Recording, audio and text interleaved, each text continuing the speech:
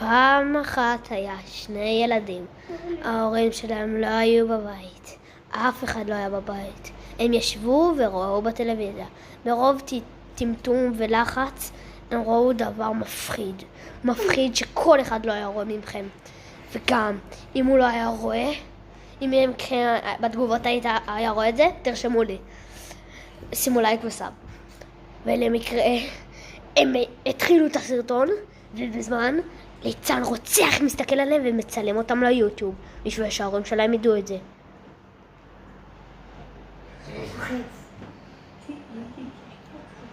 אתם רואים את הדבר המפחיד? הנה הדבר המפחיד. גם אתה גדול, אבל אני יותר גדולה. אני יותר גדולה ממך. וגם אני. הוא אומר שהוא יותר גדול. אבל אני יותר גדולה. אני בת 29. את קטנה. אני בת 29 ואתה בן 3.5. אבל אז אני יותר גדולה ממך. אני לא קטן. אני לא אמרתי. אבל אני לא קטן. מה ככה שפתאום אי אפשר? לירי, בת כמה לירי? 4 חודשים. אתה יותר גדול מלירי. למה היא בוכה? כי הוא יותר גדול, אתם מבינים? היא עשתה לו הפוך על הפוך, אתה מבין? הוא יותר גדול. תסתכלו, הם נעלמים מפה. פתאום הליצן רוצח. מה קרה פה? אני הלכתי שנייה לשירותים, אני מבטיח לכם.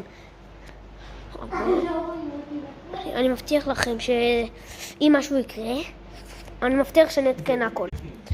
אני מבטיח לכם שזה, הנה אני בשירותים ואני לא מבין מה קורה. זה או שהם מפחדים, או שמישהו עומד לרצוח אותם.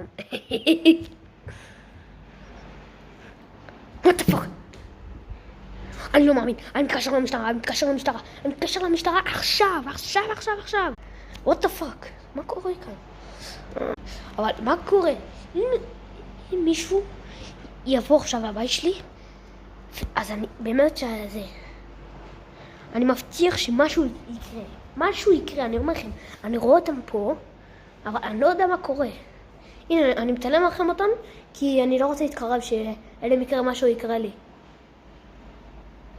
הוא זז. זה הסרטון שלנו להיום. אם אתם רוצים חלק 2, תגיבו בתגובות. או בלייקים. אם יש 10 לייקים, אני עושה עוד סרטון.